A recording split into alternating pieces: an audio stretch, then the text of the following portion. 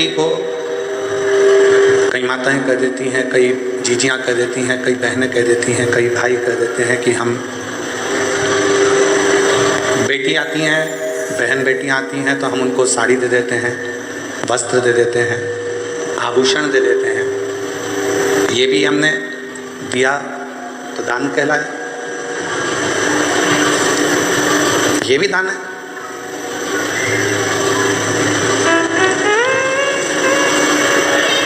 थोड़ा सावधानी से सुनिएगा कथा को। तुम्हारी बहन आ रही है, तुम्हारी बेटी आ रही है और उसको तुम कुछ दे रहे हो, वो दान नहीं कहलाएगा, वो उसका हक कहलाएगा। ऐसे नहीं दोगे तो दूसरी तरह से लेना आता है, उसको दान नहीं कहेंगे। बहन को कल साड़ी दिला दी तो तुमने सोचा कि मैंने उसको साड़ी दिला दी है, तो तुमने सोचा कि मैंने उसको दान कर दिया, उसको वस्त्र दिला दिया तो तुमने दान कर दिया, उसको आभूषण दिला दिया तो दान कर दिया।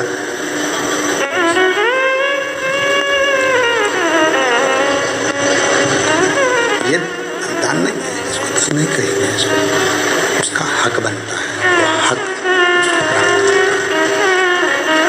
इसका हक है। बोलिए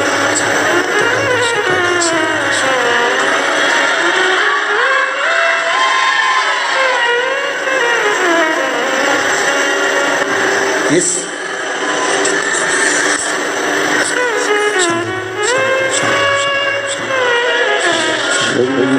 शरण मांगो घड़ी रे घड़ी, दुख काटो दया करीन दर्शन आपो। शंभो शरण मांगो घड़ी रे घड़ी, दुख काटो दया करीन दर्शन आपो। शंभो शरण मांगो घड़ी रे घड़ी, दुख काटो दया करीन दर्शन आपो। शंभो शरण मांगो घड़ी रे घड़ी, दुख काटो दया करीन दर्शन आपो।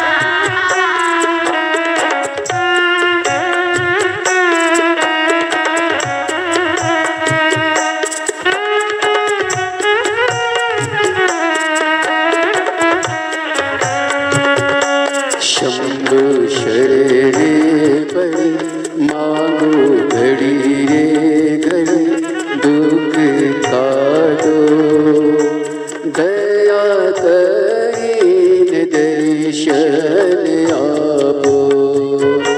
शंभो शरण पड़ी मांगो घड़ी रे घड़ी, दुख काटो दया करीन दर्शन आपो।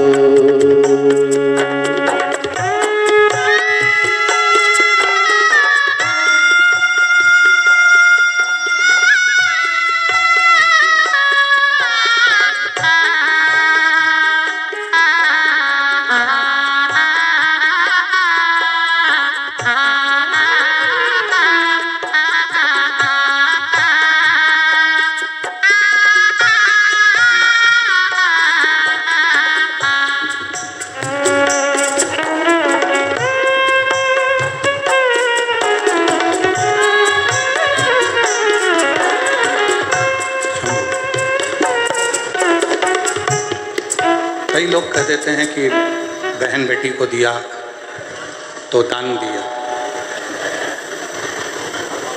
शिव महापुराण की कथा कहती है बहन बेटी को दिया वो दान नहीं है, वो उसका हक है। उसको दान नहीं कर सकते, वो उसका हक बनता है।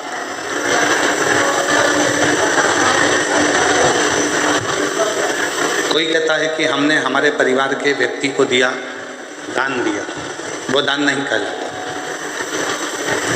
दान की परिभाषा किसको कही गई कि परिवार के अंदर कोई दूसरा व्यक्ति है, मान लो कोई रिश्तेदार है और उसका बच्चा पढ़ना चाहता है, शिक्षा अध्ययन करना चाहता है, उसको चिकित्सा की जरूरत है, आपने उसके लिए कोई सहयोग करा, वो दान की गिनती में कहेगा, उसको दान कहा जाएगा कि वो। अब ऐसे तो लोग कह देते हैं कि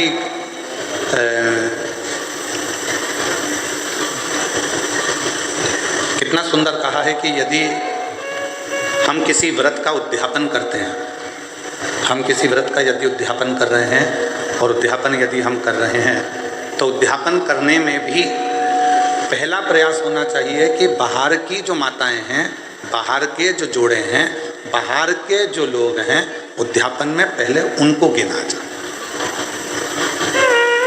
और हम क्या करते हैं, अपने घर में ही उद्यापन करना है, घर की तो देवरानी जेठानी इतनी सारी हैं, वैसे भी तो बुलाना ही पड़ेगा, तो वैसे की जगह ऐसे बुला लो, गिनती की गिनती हो जाएगी और उद्यापन का उद्यापन हो जाएगा।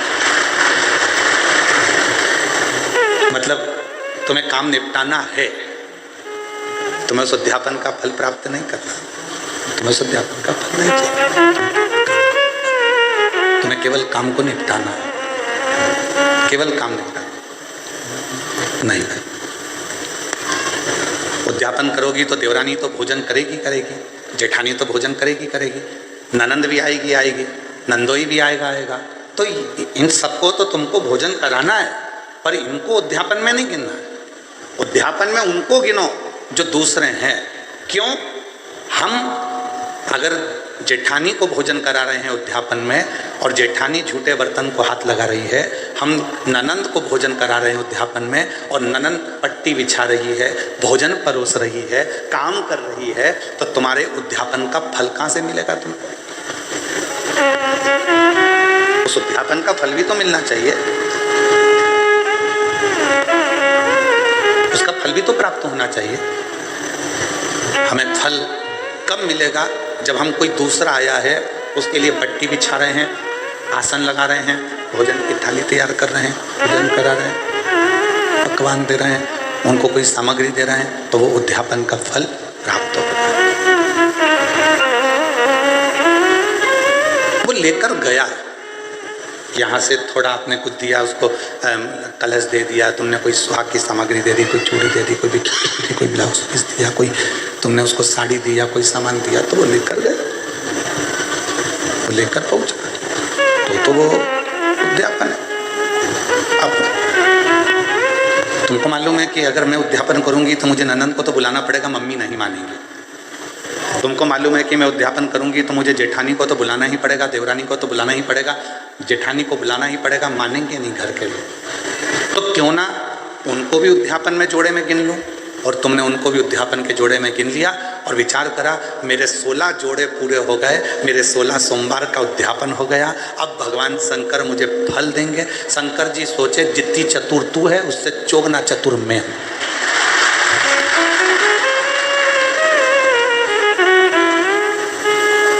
कर वापिस उद्यापन, फिर वापिस कर 16 सोमवार, वापिस 16 सोमवार कर, वापिस उद्यापन कर, वापिस व्रत कर, वापिस कर। पशुपति व्रत किस किसने करे? हाथ उठा दे। पशुपति व्रत जिस जिसने करे पशुपति व्रत को, पशुपति व्रत जिस जिसने भी करे हाथ उठाओ जरा। हाँ ठीक है, रखिए, प्रणाम। हम भी करें, ठीक है, हम भी हाथ उठाए, हमने भी करा। और हमारी धर्मपत्नी, ऐसा कोई महीना नहीं जाता होगा जिस महीने में एक बार पूरे 5 पशुपति व्रत नहीं कर लेती है। उसका नियम है, वो व्रत महीना 2 महीना में, 2 महीना 3 महीना में पशुपति व्रत करती रहती करती। पशुपति व्रत में कई माताएं करती है। गुरुजी आपने कहा कि आखिरी में जिस दिन पशुपति व्रत का उद्यापन होता है उस दिन एक श्रीफल भगवान शंकर को भेंट के साथ में चढ़ा देना चाहिए, भेंट के साथ में रख देना चाहिए। इसका मतलब क्या है, इसका महत्व क्या है, इसका मतलब क्या होगा, इसका महत्व क्या होगा? तो वो पशुपति नाथ है, उसको पशुपति नाथ कहते हैं। और वो पशुपति नाथ है। पूरे 5 व्रत में हमने मान लो कोई गलती करी हो, 5 व्रत में हमने भगवान को शीश नहीं झुकाया हो, 5 व्रत में हमने भगवान को नमन ना करा हो, तो ये जो श्रीफल है, जो ये श्रीफल, जो ये नारियल है, ये शीश का काम करता है। श्रीफल नारियल शीश का काम करता है। और ये श्रीफल नारियल हम भगवान शंकर को दे देते हैं। ये श्रीफल नारियल भगवान शंकर को देते हैं, प्रदान करते हैं। शंभो शंभो शंभो शंभो शंभो। ये नारियल शीश का काम करता है।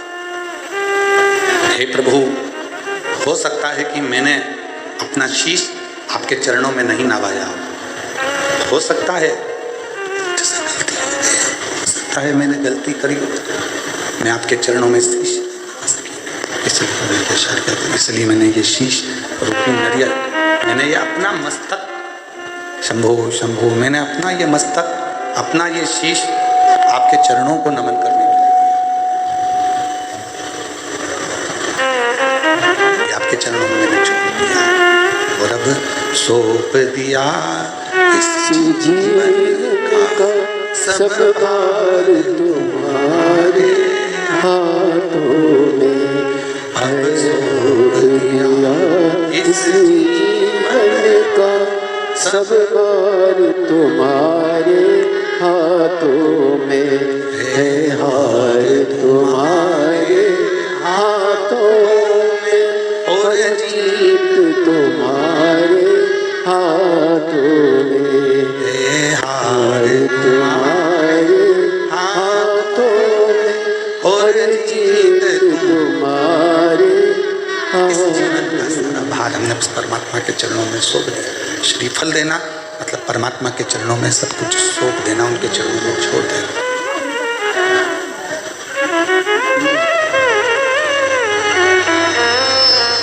जितना कई लोग कहते हैं गुरुजी, गुरुदेव, हम, आप कहते हो कि पूर्व समय का हमारे कर्म का भोग हमको इस जन्म में आकर भोगना पड़ता है, हमारे पूर्व का कर्म का दंड हमको इस जन्म में भोगना पड़ता है। हाँ, भोगना तो पड़ता है।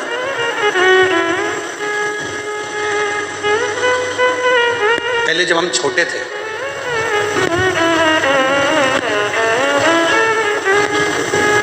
बहुत ज्यादा छोटे थे, तो नवरात्रि में कन्या भोजन करने जाती थी तो उनके साथ हम लंगूर भी जाते थे। और यहाँ पर कई जीजाउन बैठे होंगे, कई लड़के बैठे होंगे, वो भी बचपन में चले जाते हो। भले वो नहीं कह रहे तो क्या हुआ, पर हम तो कह रहे हैं ना, हमारी कथा तो हमको सुनाने में क्या दिक्कत है। उनको शर्म आती होगी कि हमने क्या कन्या भोज में कन्या के साथ बैठकर भोजन करा, हमने तो किया। पर जिन जिन के यहाँ भोजन करने जाते थे वो आंटी इतनी चतुर होती थी ना,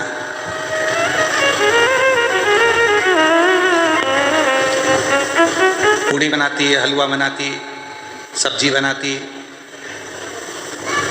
अब उस समय पर हमें भी 3-4 घर में भोजन करने जाना पड़ता, तो कई घर ऐसे थे कि जहाँ पर हम भोजन नहीं कर पाते, तो वो क्या करती, बेटा जितना खाना उतना खाना, बाकी का बांध के ले जा। वो आंटी इतनी चतुर थी कि हमें जितना खाना होता था उतना खा लेते थे, और बाद में वो आंटी ऐसे पूरा पत्तल की ऐसी घड़ी बना के उसमें पूड़ी सब्जी सब रख के और हमको दे देती थी, और साथ में विदा में एक केला भी दे देती थी। और हम चले गए।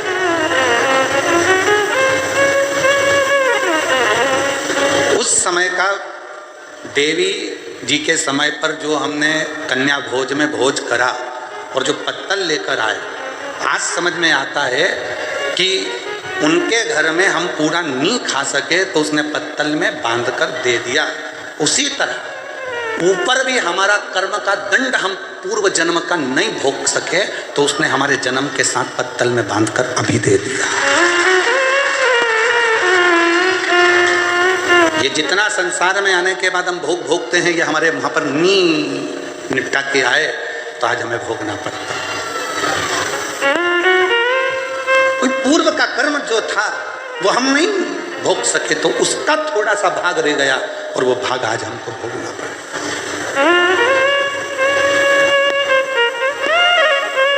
और कोई पिछले जन्म के अच्छे कर्म मुझे बाबा तेरा साथ मिला।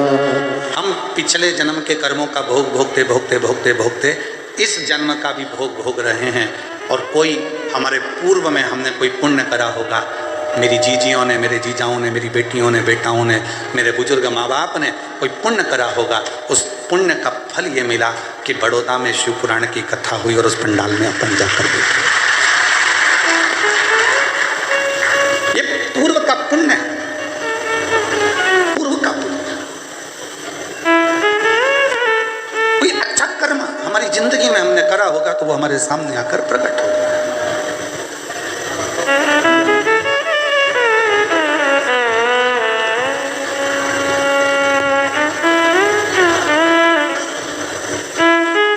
किसी ने पूछा गुरुजी बहू कौन से कर्म से मिलती है? हमने कहा गाय को रोटी खिलाने से। अच्छा, हाँ, पूर्व जन्म में गाय तुम्हारे दरवाजे पर आती थी, तुम्हारे दरवाजे पर खड़ी रहती थी रोटी के लिए, तुम रोटी लाकर देती थी, वो खा लेती थी।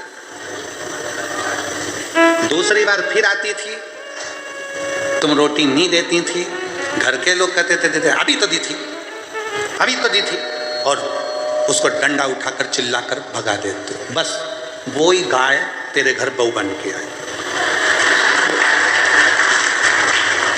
सुबह की चाय दे देती है बहुत अच्छे से, दिन की मांग के दे। अरे मम्मी अब भी तो पीछी तुमने, सबकी चाय बनाऊंगी तो क्या तुम्हारी भी बनाऊंगी? ये तो अभी सर्विस से आए, नौकरी से आए, इनकी बनाऊंगी तुम्हारी बनाऊं। बस अगर उस समय पर रोटी 2 बार भी दे देती तो 2 बार चाय भी मिल जाती है। 2 बार पूर्व कर्म, पिछला हिसाब बता।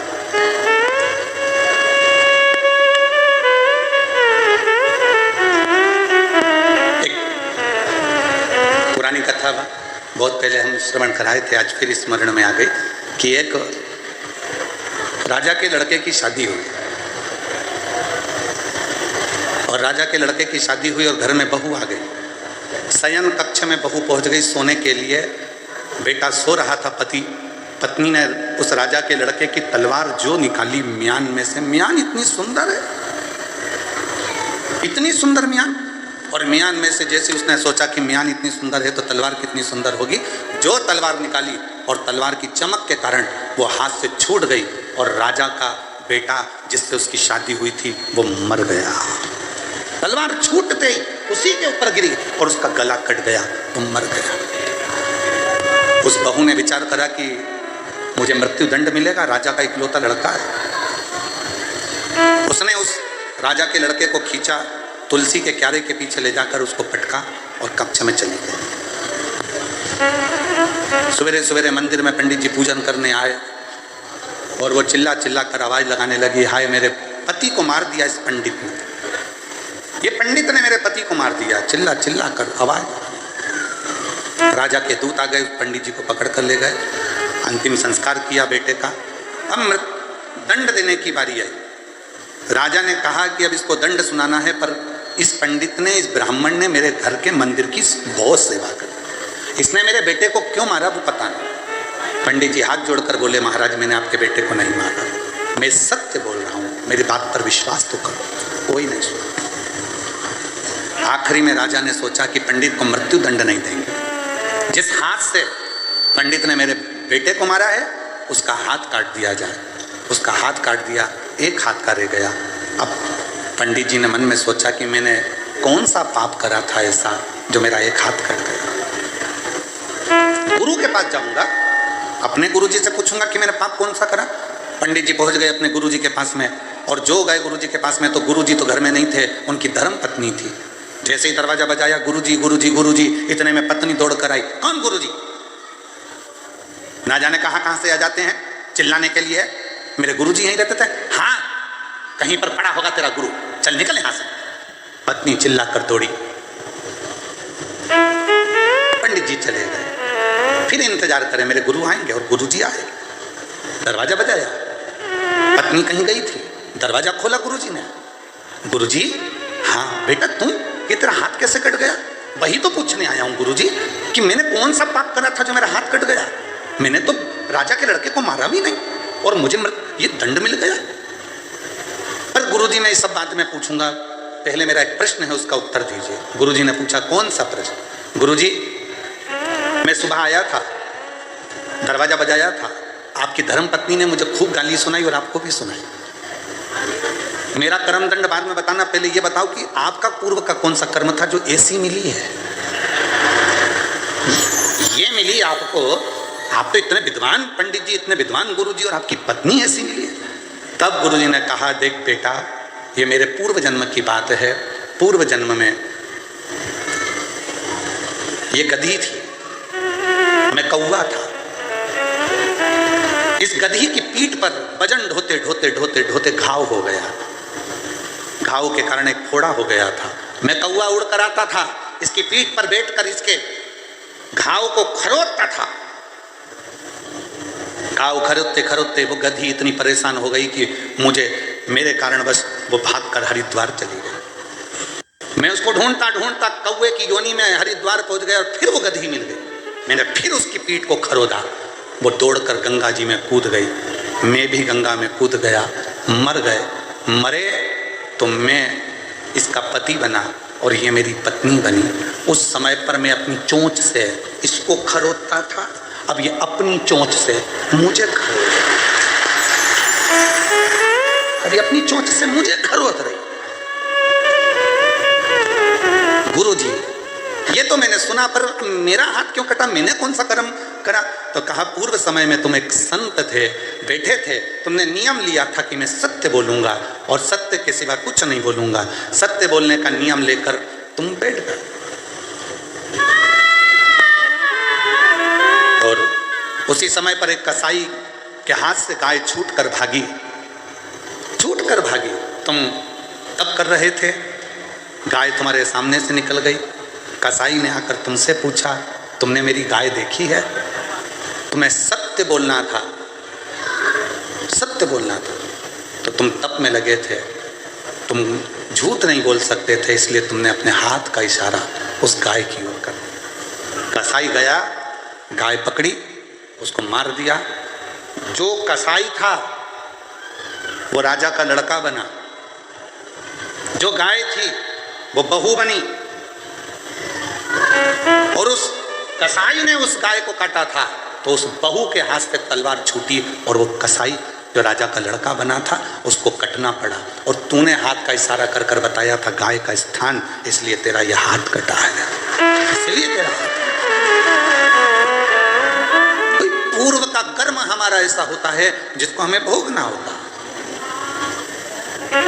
कई लोग कह देते हैं हम मंदिर जाते हैं, इसके बाद भी हमें दुख पीछा नहीं छोड़ता, हम भगवान का भजन करते हैं फिर भी दुख पीछा नहीं छोड़ता। हमारा पूर्व का हम जो कर कर आए हैं वो तो, हम जो वहां पर भोजन नहीं कर पाए तो पत्तल बांध कर लाए हैं, वो तो खाना पड़ेगा। वो तो लाए हो ना बांध कर, तो उसको तो भोगना ही है। पर कुछ अच्छे कर्म कर कर, जब हम कुछ अच्छा कर्म करना प्रारंभ करते हैं तो हमारा कर्म श्रेष्ठ होते चले जाता।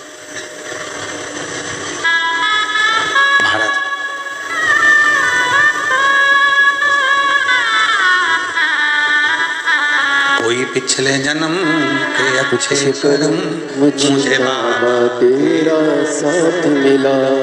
वही पिछले जन्म के अच्छे कर्म मुझे बाबा तेरा साथ मिला। जहाँ सारी दुनिया झुकती है, जहाँ सारी दुनिया झुकती है, मुझे वो आली दरबार मिला, दरबार मिला। वही पिछले जन्म के अच्छे कर्म मुझे बाबा तेरा साथ मिला। कोई पूर्व का कर्म होगा जो हम भोग रहे हैं। इसलिए शिव महापुराण की कथा कहती है अपने बच्चों को मंदिर जाने की आदत डालो, अपने बच्चों को 1 लोटा जल ले जाकर शिव मंदिर में भेजो, अपने घर के एक एक बच्चे को शिवालय तक भेजने का प्रयास करो। क्यों? हम तो खैर वो नहीं पहनते जो तुम लोग ये शर्ट पहनते हो बटन वाली, हम नहीं पहनते हैं। हम तो ये बांधने वाली पहनते हैं, ढीली हो जाए तो कस लो। अब तुम्हारी तो जो फिटिंग है वैसी की वैसी पहन लो, भले ढीला ढिल्ला हो। पर जितने लोग भी वो कमीज पहनते हैं, वो शर्ट पहनते हैं, वो बटन वाली शर्ट पहनते हैं, उनको मालूम है अगर एक बटन ऊपर की ही गड़बड़ हो गई तो नीचे तक सारी बटन बोलो बोलो जम के गड़बड़ रहेगी। एक बटन अगर सही लग गई तो जितनी भी बटन है वो सब सही हो जाएगी। एक बटन अगर आड़ी टेढ़ी हो गई तो सारी बटन आड़ी टेढ़ी हो गई। उसी तरह यदि बचपन आड़ा टेढ़ा हो गया तो जवानी अधेड़ी और बुढ़ापा भी आड़ा टेढ़ा हो।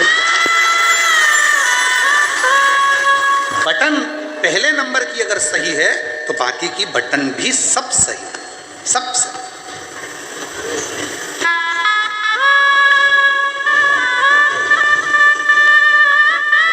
दर्जी जब कपड़े सिलता है, आप लोगों की शर्ट बनाता है, तो दर्जी कितना चतुर होता है जरा विचार करिएगा कि वो दर्जी जेब लगाता है ना तो लेफ्ट में लगाता है। कहाँ लगाता है? लेफ्ट, उल्टी साइड, क्योंकि उसको मालूम है हार्ट इधर ही है, दिल इधर ही है।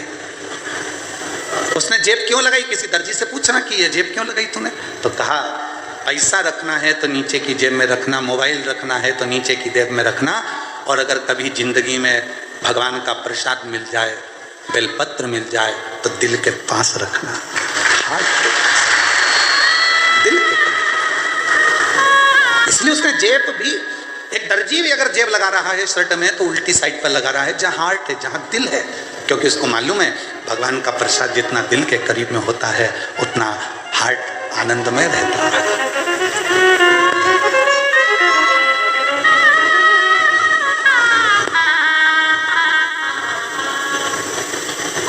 दुनिया के लोग ना जाने क्या आज के समय में लोगों को हो गया, परेशानी अपने माथे पर लेते जाते हैं। जरा जरा से बच्चे कह देते हैं मैं पढ़ाई से परेशान हूं।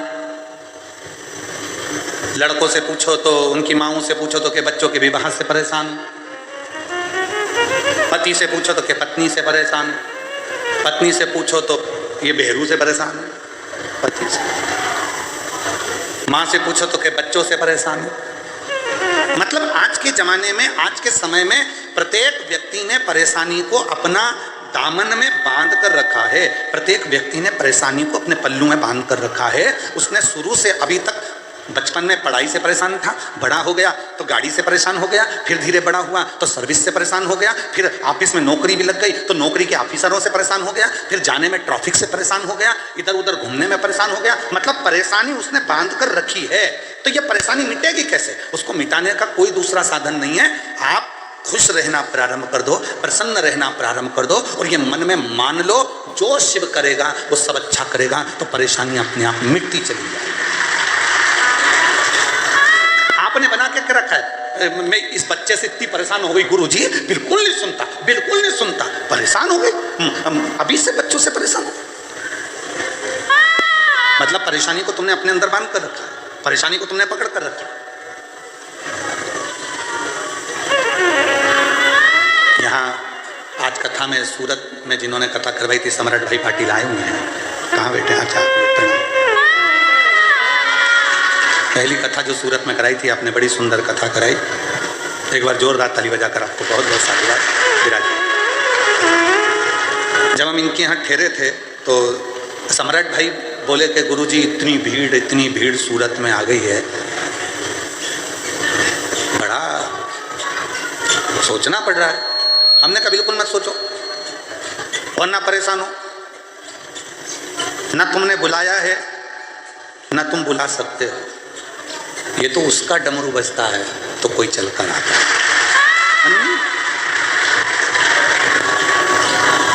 जब सौंप दिया इस जीवन का सब भार तुम्हारे हाथ में, संपूर्ण जीवन का भार तत्व जब हम परमात्मा को सौंप देते हैं तो फिर हमारा कुछ भी नहीं, कुछ। और मेरी जीजियों, फिर निवेदन है, तुम बेटी को अपनी बेटी मानते हो, तुम बेटे को अपना बेटा मानते हो, बिल्कुल मत मानो। शंकर जी के मंदिर में तुम्हारे बेटे की शादी नहीं हो रही, तुम्हारी बेटी की शादी नहीं हो रही, अशोक सुंदरी वाली जगह पर जाकर हाथ रखकर 7 बिंदी लाल चंदन की लगाकर हाथ रखकर कह दो कि ये मेरा बेटा, इसका नाम ये है, इसका ये गोत्र है, ये मेरी बेटी, इसका नाम ये है, इसका ये गोत्र है, ये तेरी औलाद है, मैं शादी नहीं करूंगी, तुझे करना है, तुझे संभालना है, फिर वो संभालेगा। शिव साधना का सबसे पहले जो फल मिलता है वो नेत्रों को मिलता है। शिव साधना का सबसे पहले अगर कोई फल मिलेगा तो वो नेत्रों को मिलेगा। परसों की कथा में एक बात कही थी कि कोई अच्छा कार्य जब होने वाला होता है तो तुम्हारे नेत्रों में स्वप्न में शिवजी खुद शिवलिंग के रूप में दर्शन देते हैं या कथा के रूप में दर्शन देकर तुम्हारे कार्य को सफल करना प्रारंभ करते हैं। शिव साधना का, शिव आराधना का, शिव भक्ति का, शिव भजन का, शिव स्मरण का, एक लोटे जल का फल सबसे पहले नेत्रों को प्राप्त होता है। नेत्र। इसीलिए शिव महापुराण की कथा कहती है जो शिव के सच्चे भक्त होते हैं, भगवान शंकर के जो उपासक होते हैं, शिव की साधना करने वाले, शंकर की आराधना करने वाले, शिव का स्मरण करने वाले, शिव नाम जपने वाले, भगवान शंकर की भक्ति करने वाले, जरूरी नहीं कि ये हमारे ऊपर हाथ रखेंगे तो ही हमारा कल्याण होगा। जो शिव को मानने वाला होता है, शिव का जो साधक होता है, शंकर की भक्ति करने वाला जो होता है, शिव के रस तत्व में जो डूबने वाला होता है, केवल वो एक बार अपने नेत्रों से हमको देख भी ले तो भी जगत का कल्याण निश्चित हो जाता है। जीव का कल्याण निश्चित, वो जीव का कल्याण निश्चित हो।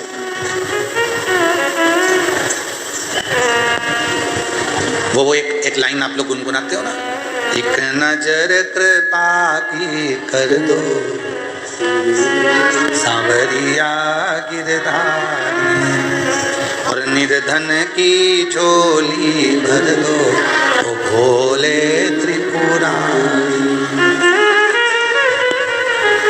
ओ भोले त्रिपुरारी, ओ भोले त्रिपुरारी, नजर कृपा की करो सांवरिया गिरधारी, निर्धन की झोली भरो भोले त्रिपुरारी। से कहते हैं भगवान शंकर से कहते हैं, थोड़ा सेट करते बाबा, मिठास डाल दो थोड़ी सी। शिव से कहते हैं, भगवान शंकर से कहते हैं, केवल एक दृष्टि हो जाना, नजर पड़ जाना भी बहुत है। केवल नजर और कुछ भी नहीं।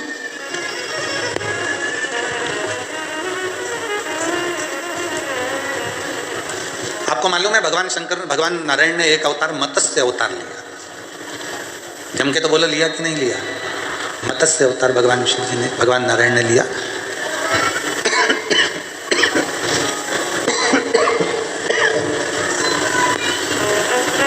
भगवान नारायण ने मत्स्य अवतार लिया। और कभी आपने विचार करा कि मत्स्य अवतार भगवान नारायण ने क्यों धारण किया? कभी आपने स्मरण किया कि मत्स्य अवतार भगवान नारायण क्यों धारण करें? किस लिए धारण करा? क्योंकि मछली में एक गुण होता है, मछली अपने अंडों को देती है और वो अंडे पकते कैसे हैं? तो कहा मछली तैरते तैरते अपनी दृष्टि उस अंडे पर देती रहती है, देती रहती है, देती रहती है, और वो अंडे आखिरी में जन्म ले लेते हैं और वो मछली के रूप में घूमने लगते हैं। अपने बच्चों को मछली गर्भ में नहीं रखती, अपने अंडे देकर मछली उस अंडे पर अपनी दृष्टि देती है। मछली अपनी दृष्टि प्रदान करती है, मछली अपनी दृष्टि देती है।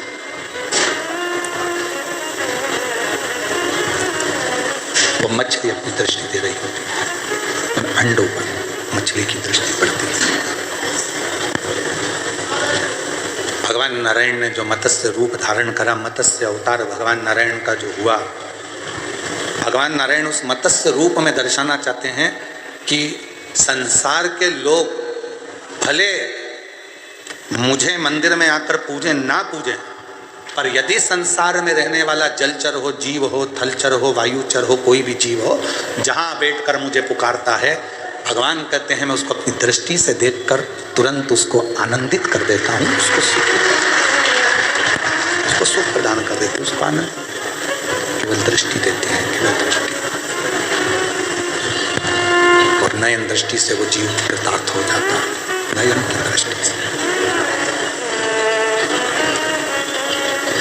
दृष्टि पड़ी और वो सिद्ध हो गया, दृष्टि पड़ी और वो कृतार्थ हो गया। दृष्टि पड़ते से उसको सुख का महसूस होने लगा, केवल दृष्टि। तो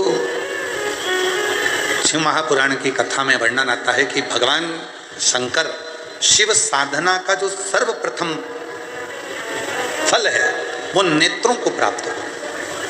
इसलिए जो श्री शिवाय नमस्तुभ्यम जपता है, पंचाक्षर मंत्र नमः शिवाय जपता है, या षडाक्षर मंत्र ओम नमः शिवाय जपता है, या शिवजी के मंदिर में जाकर एक लोटा जल चढ़ाता है, श्री शिवाय नमस्तुभ्यम का उच्चारण जो दिन भर में कम से कम 11 बार 21 बार भी अपनी जिह्वा से कर लेता है, तो कहा उसके नेत्र सिद्ध होते चले जाते हैं, उसकी दृष्टि पड़ने से भी जीव का कल्याण हो जाता है। मात्र दृष्टि।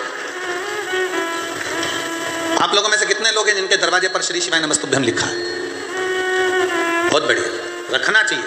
हमने पहले भी कथा में कहा, अपने घर के दरवाजे पर श्री शिवाय नमस्तुभ्यम की पट्टी चिपका दो, लगा दो, अंदर भी बाहर भी चिपकाओ, जिससे कोई आया है तो दरवाजा खुले उससे पहले वो दरवाजे पर पढ़ ले श्री शिवाय नमस्तुभ्यम, और जानते समय दरवाजा बंद है उस पर भी आपकी एक पट्टी चिपकाओ, जिससे जो व्यक्ति निकल कर जाएगा दरवाजा खोलने से पहले श्री शिवाय नमस्तुभ्यम पढ़ेगा, और पढ़ने के बाद घर से निकल कर जाएगा।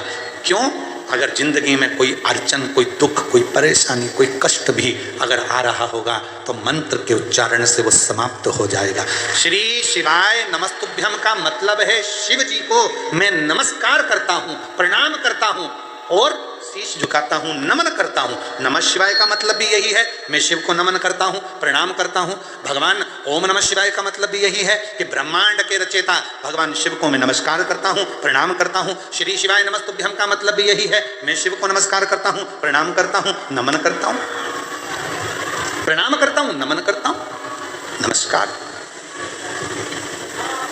घर से निकलो तो शिव को नमस्कार करते हुए, और घर में प्रवेश कर रहे हो तो शिव को नमस्कार करो।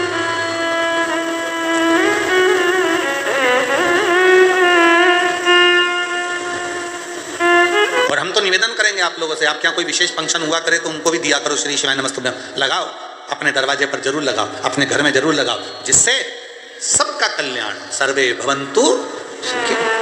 लगाइए।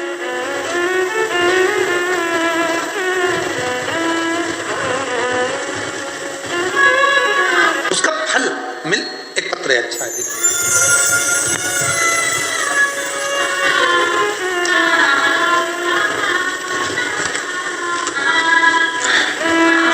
मैं बबीता शर्मा बड़ौदा की रहने वाली हूँ। मेरे पति का नाम वीरेश शर्मा, कहीं बैठे हों बबीता शर्मा जी, वीरेश शर्मा जी कहीं बैठे हों तो हाथ हिला सकते हैं। बड़ौदा के रहने वाले हैं, कहीं बैठे हों, और अगर बेटा आया हो तो उसको भी ला सकते हैं। और एक पहला फोटो देखिए, जब बेटा कोमा में पहुँच गया उस समय का। स्कूल गया था बेटा, और स्कूल से जब आया तो घर पर आया कर सोया, और सोने के बाद फिर उठ नहीं पाया, तो उसको उसी अवस्था में हॉस्पिटल लेकर गए, और बड़ौदा के हॉस्पिटल में जब दिखाया तब तक वो कोमा में चला गया था। अब पत्र पढ़ते हैं। मेरे बेटे की तबीयत 18/6/2025 को अचानक से खराब हो गई। स्कूल से आकर सोया और उठा नहीं, अचानक हम उसको लेकर फिर तुरंत हॉस्पिटल में भगे और श्री जी हॉस्पिटल बड़ौदा में हमने उसको भर्ती किया, जहाँ पर उसको वेंटिलेटर पर डाल दिया गया। वेंटिलेटर में डाल दिया क्योंकि वो कोमा में चले गया। गुरुदेव इतना खर्च कर दिया, उसके बाद भी वो ठीक नहीं हो रहा था। 2.5 लाख का एक इंजेक्शन उसको लगाया जा रहा था, फिर भी वो उठ नहीं पाया। गुरुदेव क्या कहूँ, आखिरी में समझ कुछ नहीं आ रहा था। तब परिचित ने कहा, वो बाबा कथा कहता है, उसकी कथा आप भी सुनो। अब हॉस्पिटल में क्या कथा सुने जिसका बेटा वेंटिलेटर पर पड़ा है और कोमा में पड़ा है। फिर भी परीक्षा की घड़ी थी, क्या ना करते। हॉस्पिटल में ही कथा सुनकर एक बेलपत्र लाकर बेटे के पलंग पर सिस्टर से कहकर रखा। वहीं हॉस्पिटल के पास में, जहाँ श्री जी हॉस्पिटल है उसी के पास में कपिलेश्वर महादेव का मंदिर है, वहीं से बेलपत्र उठा लाई, रख दिया। 9 दिन हो गए, बेटे में कोई हलचल नहीं थी। 10 दिन हो गए, कोई हलचल नहीं थी। अब घर के लोगों ने विचार करा, अपन इनको दूसरे हॉस्पिटल लेकर चलते हैं। दूसरे हॉस्पिटल की तैयारी हुई, उसको एम्बुलेंस में डालकर लेकर जा रहे थे। शिव जी का चढ़ा हुआ जल अब हाथ में था तो वो पूरे शरीर में लगा दिया। तभी एम्बुलेंस के ठीक सामने से एक बड़ा सा सांप निकल कर चला गया। जैसे ही सांप निकल कर गया, मन में उम्मीद आ गई कि हो सकता है कि अब मेरा बेटा बच जाए, ऐसा विश्वास है। गुरुदेव कोमा में जा चुका था, 10 दिन निकल चुके थे, 20 दिन दूसरे हॉस्पिटल में भी निकल चुके थे। 2.5 लाख के रोज इंजेक्शन लग रहे थे, पर आराम नहीं लग रहा था। समझ नहीं आया क्या करें। तब उसी हॉस्पिटल की एक बहन ने कहा, वो सियोर वाला बाबा कहता है अगर उसका रुद्राक्ष मिल जाए तो उसका जल हम इसको नली के माध्यम से दे सकते हैं। जल लाए, रुद्राक्ष लाए किसी से मांगकर, वो जल देना प्रारंभ करा और उसके शरीर में 3 दिन के बाद हलचल आना प्रारंभ हुई। हलचल आई, डॉक्टर ने कह दिया था कि यह पहचानेगा नहीं, इसकी पहचान जो थी वो चली गई थी और ये किसी को पहचानता नहीं था। फिर भी शिव पर भरोसा था, जब अच्छा करा है पहचान भी कराएगा। आज बाबा की कृपा से मेरा लड़का कोमा से भी बाहर आ गया, अब लोगों को पहचानने भी लगा और अपना काम खुद करने लगा। मैं बाबा को प्रणाम करती हूँ, जिसका दूसरा फोटो मैं लगा रही हूँ जब मेरा बेटा पूरी तरह से ठीक हो गया। जिस रुद्राक्ष का जल उसको पिलाती थी, वही रुद्राक्ष उसके गले में डाला गया है, वही रुद्राक्ष उसके गले में। कहीं बैठी हो तो आ सकती हैं एक बेलपत्र लेने के लिए। एक पत्र और बड़ा सुंदर,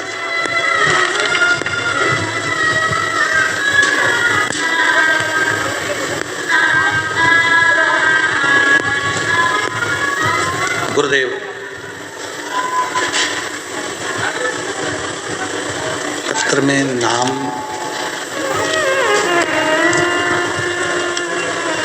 ये पत्र में नाम थोड़ा सा, पूर्वा कंसारा बांसवाड़ा से आई हैं। मोबाइल नंबर उनका ये है, कहीं बैठी हो हाथ हिला सकती हैं। मेरा बेटे का जन्म हुआ 9/7/2024 को। गुरुजी जन्म के दौरान बेटे को 3rd लेवल का ब्रेन हेमरेज हो गया। बेटे का जन्म होते से ही 9/7/2024 को जन्म हुआ। जन्म होते से ही उसी के दौरान बेटे को 3rd लेवल का ब्रेन हेमरेज हो गया। जब 3rd लेवल का ब्रेन हेमरेज हो गया, डॉक्टरों ने 24 घंटे भी निकालना मुश्किल है यहाँ तक कह दिया, उसकी ऑपरेशन करना पड़ेगा। मेरे बाबा पर मुझे भरोसा करा, गुरुदेव इतने जन्म लिए बच्चे का ब्रेन हेमरेज और उसका ऑपरेशन बड़ा मुश्किल था। सोच लिया अब तो बाबा जिंदा रखे कि मारे उसके हाथ में है, क्या करा जाए। शिवजी का चढ़ा हुआ जल उसके सिर पर लगाना प्रारंभ करा। एक बेलपत्र सिर के नीचे रखने पर 3 दिन तक वेंटिलेटर पर होने के बावजूद उसकी तबीयत में सुधार होने लगा। जहां डॉक्टर ने सभी तरह से मना कर दिया था, आज गुरुजी 19 महीने का हो गया, उसका ब्रेन हेमरेज भी ठीक हो गया और वो समझने लगा, जानने लगा। और ऑपरेशन की, यहाँ लिखा है, आप इस लाइन को पढ़िएगा, ऑपरेशन की जरूरत भी नहीं पड़ी, ऑपरेशन की जरूरत भी नहीं पड़ी। शिव की कृपा से वो ठीक। कहीं बैठे हो तो आ सकते हैं। पत्र बड़े सुंदर है महाराज, सारे पत्रों को तो हम पढ़ेंगे तो बहुत समय लगेगा, फिर भी थोड़े से पत्रों को हम बोल देते हैं।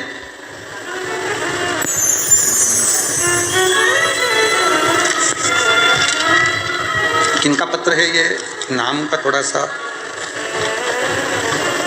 जरा फोटो देख लो दोनों बच्चों के। कोई बेटी है उनकी मम्मी, पत्र पर नाम नहीं लिखा है तो आकर आप बेलपत्र ले जा सकते हैं। फोटो देखो, जिनके बच्चों का फोटो है, दोनों बच्चों का। गुरुजी बड़ौदा से, हाँ मिल गया नाम, बड़ौदा से प्रेरिका यश पटेल, आदित्य विलास सोसाइटी में रहती हूँ। मुझे 7 साल हो गए थे, संतान नहीं थी। तब बाबा से प्रार्थना कर कर सफ़ेद आंकड़े की जड़ का प्रयोग करा और बाबा की कृपा से मेरा गर्भ ठहर गया। 8/3/2024 को मेरे यहाँ 2 पुत्रों ने जन्म लिया, जिनका मैं फोटो लगा रही हूँ। अगला पत्र है, गुरुजी मेरा नाम अश्विनी दक्षिण कंबोली है। मेरा मोबाइल नंबर ये है। शादी को 17 साल हो चुके थे पर कोई संतान नहीं थी। मैंने बड़ौदा में सारे डॉक्टरों से इलाज करवाया पर संतान का सुख नहीं आया। तब पशुपति व्रत किया और बाबा की कृपा से 17 साल के बाद मेरे घर में 15/5/2025 को संतान की प्राप्ति हुई। अगला पत्र है, मेरा नाम आरती भाटिया है। मैं गुजरात के दाहोद जिले से पिपलोद की रहने वाली हूँ। मेरी शादी को 14 साल हो गए थे, कोई संतान का सुख नहीं था। सारा इलाज करवाया पर सुख नहीं प्राप्त हुआ। बाबा की कृपा से सफ़ेद आंकड़े की जड़ का प्रयोग और सीहोर जाकर बाबा को प्रणाम कर कर रुद्राक्ष लाई। 14 साल के बाद मेरे घर में बाबा ने कृपा कर कर संतान का सुख दिया। अगला है, मेरा नाम किंजल अजय कहार है। डांडिया बाजार बड़ौदा की निवासी हूँ। हमारी शादी को 14 वर्ष हो गए थे, मुझे संतान प्राप्ति नहीं हुई। गुरुदेव बाबा की कृपा से 14 साल के बाद 1/4/2025 को मेरे घर में संतान का सुख आया है। मैं बाबा को नमन करती हूँ। एक पत्र और है जिसमें बच्चे ने जन्म तो लिया पर बच्चे के जो ऑपरेशन हुए हैं जन्म के समय पर, बच्चे के जन्म के समय पर उसके किडनी में कोई प्रॉब्लम उधर में हो गई थी, जिसके कारण बस जन्म लिए बच्चे को ऑपरेशन करना पड़ा। और डॉक्टर ने कहा था इसका बचना मुश्किल है। शिव की कृपा से और जल से आज वो बच्चा पूर्ण तरह से जीवित है। ये शिव की उदारता है। ये जिनका फोटो लगा है वो भी आ सकती हैं, जिन जिन के पत्र बोले हैं। विद्या प्रवीण पाटिल, शिव की उदारता, शंकर की अविरल भक्ति जीव को फलित होती है, फल जरूर देती है। शिव उदारता का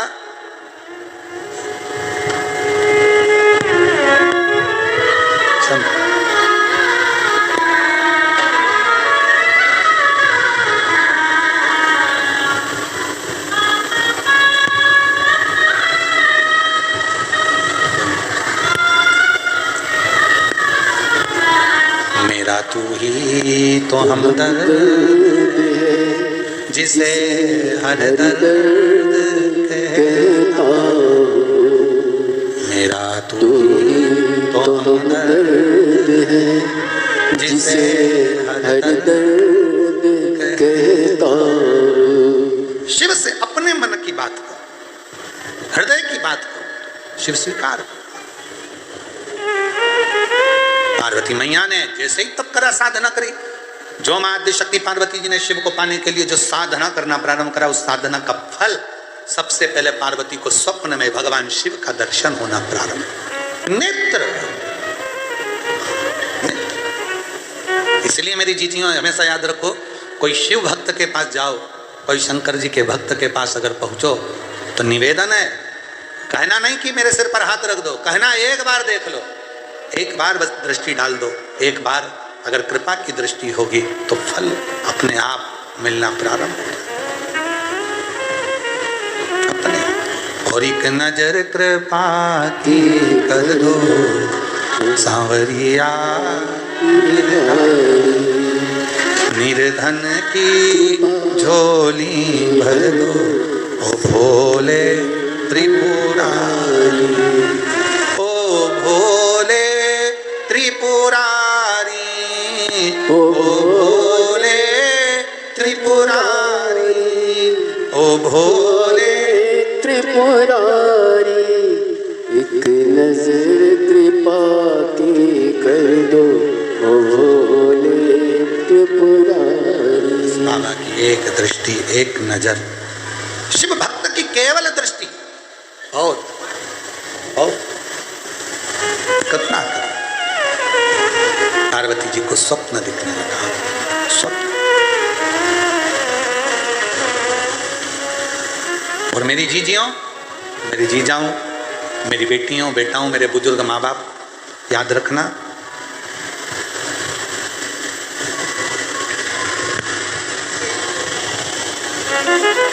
अपने आप को कभी गरीब भी मत समझना और अपने आप को कभी कमजोर भी मत समझना।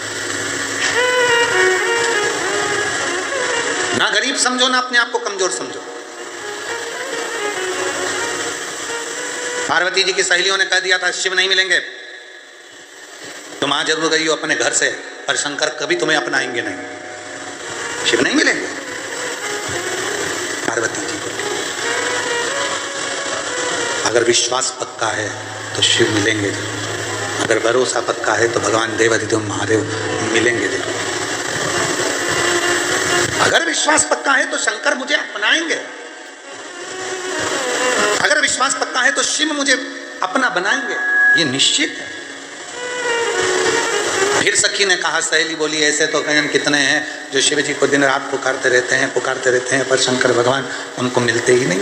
पार्वती जी कहती है वो और होंगे, उनका मैं पक्का नहीं कह सकती, पर मेरा पक्का कहती हूँ कि मेरा भरोसा, मेरा विश्वास दृढ़ है। भरोसा यदि मेरा पक्का है तो शिव मुझे जरूर मिलेगा। पार्वती जी ने जो तप साधना प्रारंभ करी तो देवाधिदेव महादेव का सबसे पहले पार्वती जी को स्वप्न में दर्शन, सबसे पहले स्वप्न में दर्शन। और हमने पहले भी कथा में कहा है, आप सभी को आज फिर कहते हैं, मेरी जीजियों, तुम्हारा काम ना चल रहा हो, व्यापार ना चल रहा हो, बहुत कर्जे में लदालूम हो गए हो, बहुत तकलीफ की ज़िंदगी चल रही है, ना मान मिल रहा है, ना सम्मान मिल रहा है, ना आदर मिल रहा है, ना ही कोई कदर करता है, और ना ही जगह जगह की ठोकर खा खा कर थक गए हो, तो निवेदन है, एक बेलपत्र,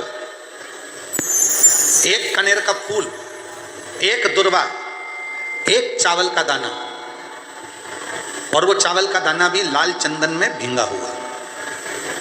जलाधारी का मुख होता है उत्तर की ओर, आप दक्षिण की ओर आराम से बैठो, श्री शिवाय नमस्तुभ्यम बोलकर, अपना नाम गोत्र बोलकर, अपनी कामना कर कर, एक बेलपत्र, एक कनेर का पुष्प, एक दुर्वा, एक चावल का दाना जिसको तुमने लाल चंदन से भिगोया है, वो शिवलिंग पर उत्तर की ओर मुख कर कर दक्षिण में बैठकर बाबा को सोमवार प्रदोष काल में, मतलब शाम का जो सूर्य डूबने का जो समय होता है, बस उसी प्रदोष काल के अंतर्गत यदि घी का दीप जलाकर बाबा को अगर एक बेलपत्री, कनेर का पुष्प, दुर्वा और लाल चावल चंदन का अगर चढ़ाना प्रारंभ कर दिया, 5 या 6 सोमवार निकलेंगे, धीरे धीरे मेरा बाबा तुम्हारा हाथ पकड़कर तुम्हें मंजिल तक छोड़ना प्रारंभ। नहीं चल रहा व्यापार, नहीं चल रही फैक्ट्री, नहीं चल रही दुकान, बहुत तकलीफ की जिंदगी है, कोई पैसे खाकर भाग गया, नहीं दे रहा, कर्जे में डूब गए, तकलीफ में आ गए, कैसी भी समस्या है उसमें शिव की शरणागति आपको सुख देगी। आडंबर में नहीं जाना, कोई कहे मैं तुम्हारे पैसे निकलवा दूंगा, कोई के मैं ये कर दूंगा, कोई के मैं वो कर दूंगा, फालतू की बात, ये सब व्यर्थ है। अपन ने किसी को पैसा दिया है तो अपना पैसा अपने को लाना पड़ेगा, कर्जा अपन ने किया है तो उस कर्जे को भी अपने को ही भरना पड़ेगा, तो मेहनत भी तुम्हें खुद करना पड़ेगा, जल भी तुम्हें खुद चढ़ाना पड़ेगा।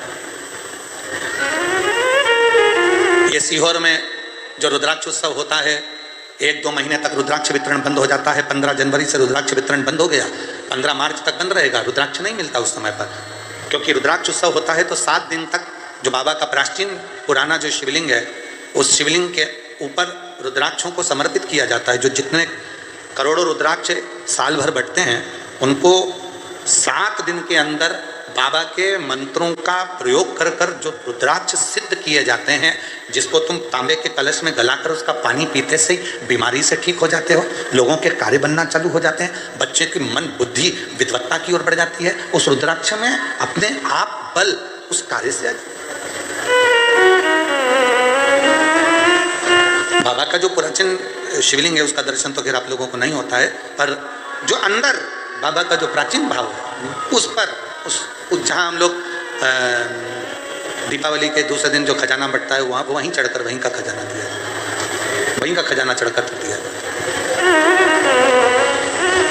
पूरी। और सीहोर का रुद्राक्ष किसी बाजार में नहीं बेचा जाता। कुबरेश्वर धाम का रुद्राक्ष केवल कुबरेश्वर धाम पर मिलता है, उसका ना तो कोरियर होता है, ना उसको बेचा जाता है, ना कहीं बाहर उसको लेकर जाया जाता है। हम भी उसको साथ में लेकर किसी को देने के लिए नहीं लेकर जाते, हम भी साथ में लेकर देने के लिए नहीं लेते। सीहोर का रुद्राक्ष, कुबेरेश्वर धाम का रुद्राक्ष, कुबेरेश्वर धाम से निशुल्क सुबह 10 बजे से शाम को 5 बजे तक मिलता है, पर अभी बंद है मिलना। 15 मार्च के बाद फिर चालू हो जाए। वो वहीं प्राप्त होता है, बाबा से हाथ पसार कर लाया जाता है, विनय करी जाती है, विनती करी जाती है, फिर वो अपना असर देता है। कोई तुमसे कहते कि मेरे पास में सीहोर का रुद्राक्ष मैं 50 रुपए में दूंगा, 100 रुपए में दूंगा, व्यर्थ की बात है, सब झूठ, सब झूठ। कुबेरेश्वर धाम का रुद्राक्ष केवल कुबेरेश्वर धाम पर निशुल्क आओ, ले आओ, विनती करो, बाबा के सामने झोली पसार कर विनय करो, वहीं से प्राप्त। झूठ प्रपंच में ना फंसो, भक्ति करो, दर्शन शिव देता। नेत्र बंद करे मां पार्वती जी कह देती हैं, मुझे मालूम है मेरा शिव मुझे जरूर मिले, मेरा शंकर मुझे जरूर मिले, उनको मालूम।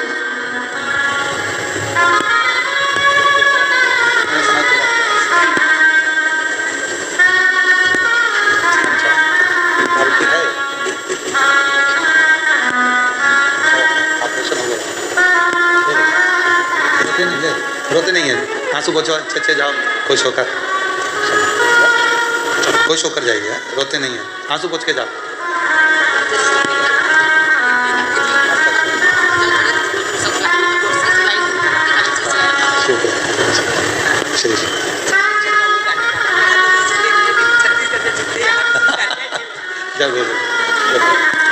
भोले आपकी कृपा से सब काम हो रहा।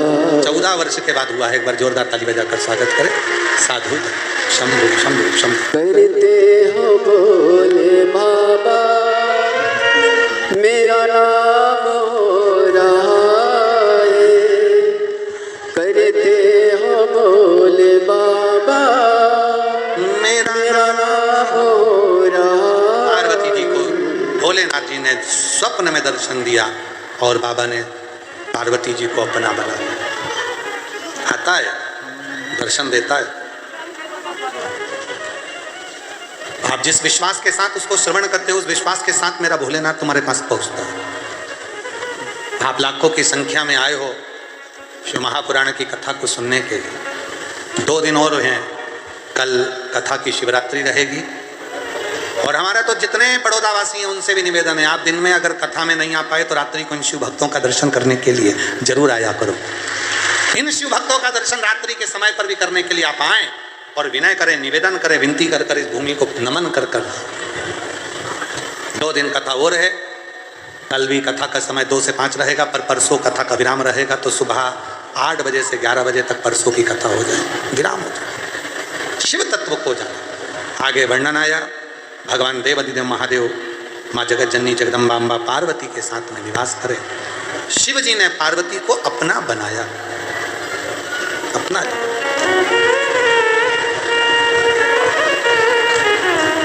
और जब शिव महापुराण की कथा कहती है कि विश्वास दृढ़ हो जाता है, विश्वास जब दृढ़ हो जाता है, भरोसा जब बहुत प्रबल हो जाता है, तब शिव उस जीव को छोड़ते नहीं है, उसको अपना बना। फिर छोड़ेंगे, उसको अपना लिया। माँ जगत जननी पार्वती को शिव जी ने अपना लिया, छोड़ा नहीं है। माँ जगत जननी पार्वती जी जैसे ही भगवान शंकर की आराधना में लीन होती हैं और भगवान शंकर पार्वती जी को अपना बना लेते, और उन्हीं पार्वती जी को काशी का भ्रमण कराते कराते अशोक वृक्ष की साक्षी में, और वो पार्वती जी को जब अकेला छोड़कर शिव जाते हैं किसी कार्य के लिए, तो पार्वती जी अशोक सुंदरी को प्राप्त कर लेते। भगवान देवाधिदेव महादेव माँ अशोक सुंदरी पार्वती जी पधार रहे हैं, जोरदार ताली बजाकर स्वागत करिए अशोक सुंदरी का, भगवान देवाधिदेव महादेव का, माँ पार्वती, जोरदार ताली बजाकर स्वागत करिए शिव भगवान शिव की सविरल आनंदमय स्वरूप का। ध्यान दीजिएगा,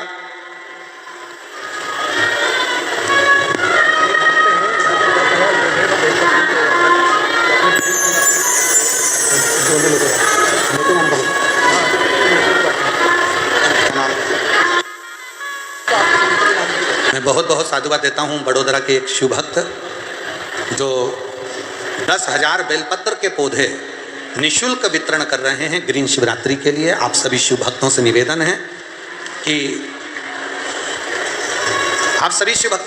है कि जो 15 फरवरी को विठले सेवा समिति कुबरेश्वर धाम ग्रीन शिवरात्रि मना रहा है, आप सब उसके साक्षी बनिए। अपने अपने घर पर, घर के बाहर, बगीचों में, मंदिरों में, शिवालयों में, देवालयों में, नदी के तट पर, रोड के किनारे बेलपत्र का पौधा या अन्य वृक्ष अवश्य लगाना। लगाओगे ना सभी लोग?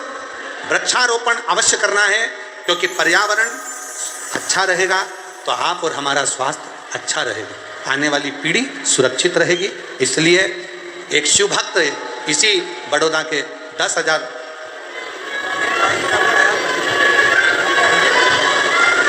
डॉक्टर हितेंद्र भाई प्रभुदास जी पटेल, भूतपूर्व स्टैंडिंग कमेटी चेयरमैन, वर्तमान में वार्ड नंबर 5 के माननीय कॉर्पोरेटर भी हैं, उन्हीं के द्वारा ये 10,000 पौधों का वितरण हो रहा है निःशुल्क, जो कि आप अपने भाव से ग्रीन शिवरात्रि के दिन उसको लगाना है आपको।